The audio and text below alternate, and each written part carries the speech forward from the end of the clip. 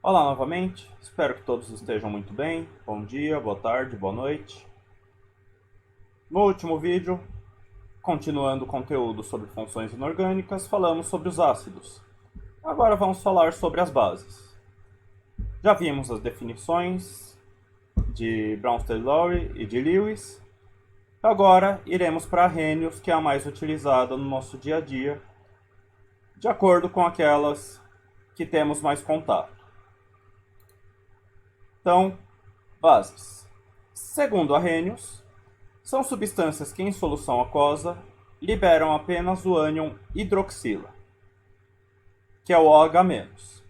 Lembrando que bases são normalmente compostos iônicos, então elas sofrem dissociação, liberando a hidroxila em meio aquoso.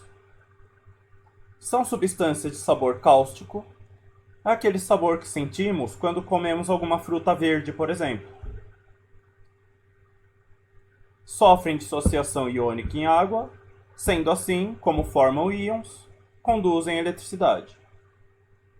Reagem com ácidos e formam sal e água. E da mesma forma que os ácidos, algumas bases estão presentes em nosso dia a dia, como o amoníaco, que é o hidróxido de amônia, a soda cáustica, que é o hidróxido de sódio, o leite de magnésia, que é o hidróxido de magnésio.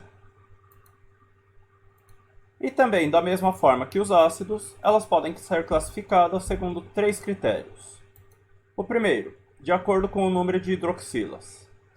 Temos as monobases, que possuem apenas uma hidroxila, como o hidróxido de sódio e o hidróxido de amônio. As dibases, que possuem duas hidroxilas, como hidróxido de cálcio e hidróxido de ferro 2. As tribases, que possuem 3 hidroxilas, como hidróxido de alumínio e hidróxido de ferro 3. As tetrabases, que possuem 4 hidroxilas, como hidróxido de estanho e hidróxido de chumbo. E não existem bases com mais de 4 hidroxilas ou oxidrilas, que são os dois nomes pelos quais encontramos esse ânion. De acordo com o grau de dissociação, as bases fortes têm a dissociação próxima de 100%, como os hidróxidos de metais alcalinos, hidróxido de sódio, hidróxido de potássio, por exemplo, e dos metais alcalinos terrosos, como hidróxido de cálcio e hidróxido de bário, já que são iônicos, então facilmente se dissociam. O hidróxido de magnésio, apesar de ser de um alcalino terroso, não é uma base forte, é considerado uma base fraca. Lembrando, metais alcalinos, família 1 da tabela periódica, metais alcalinos terrosos, família 2 da tabela periódica. E as bases fracas, que têm grau de dissociação em geral inferior a 5%. É o caso do hidróxido de amônio, NH4OH, e dos hidróxidos dos metais em geral, que têm natureza molecular. Apesar dos metais em geral serem bons doadores de elétrons, nesses casos a sua natureza é mais próxima da molecular do que da iônica. E de acordo com a solubilidade em água. Então nós temos as bases solúveis, como as dos metais alcalinos e o hidróxido de amônio, as pouco solúveis, como as bases dos metais alcalinos terrosos, e as praticamente insolúveis, que são todas as outras. Como formar as fórmulas e nomear as bases? Como vimos para os ácidos, nós podemos, por um lado, fazer a distribuição eletrônica e assim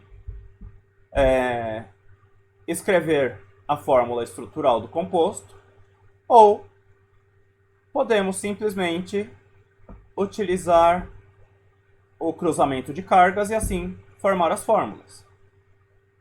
E para dar o nome, sempre será hidróxido mais D mais o nome do cátion. Então, por exemplo, nós temos o hidróxido de alumínio. Ao realizar o cruzamento de cargas, a carga 3 do alumínio vem para a hidroxila, a carga -1 da hidroxila vem para o alumínio. Somos obrigados a colocar esses parênteses para indicar que o índice 3 é tanto do oxigênio como do hidrogênio, então da hidroxila inteira. E assim teremos o AlOH3, hidróxido de alumínio. Hidróxido de magnésio. A carga -2 do magnésio vira índice da hidroxila. A carga -1 da hidroxila vira índice do magnésio. Formamos assim, então, o MgOH2, lembrando novamente, necessária a presença dos parênteses para indicar que o índice 2 é tanto do oxigênio como do hidrogênio. Quando o metal pode formar mais de uma base, normalmente duas, nós vamos usar o sufixo oso para aquele que tiver a menor carga e o sufixo ico para o que tiver maior carga, ou indicar o que tem maior ou indicar as cargas por numeral romano. Então podemos ter, por exemplo, o hidróxido de ferro 2, que também pode ser chamado de hidróxido ferroso, e hidróxido de ferro 3, que pode ser chamado de hidróxido férrico. E no próximo vídeo falaremos sobre os sais. Muito obrigado a todos.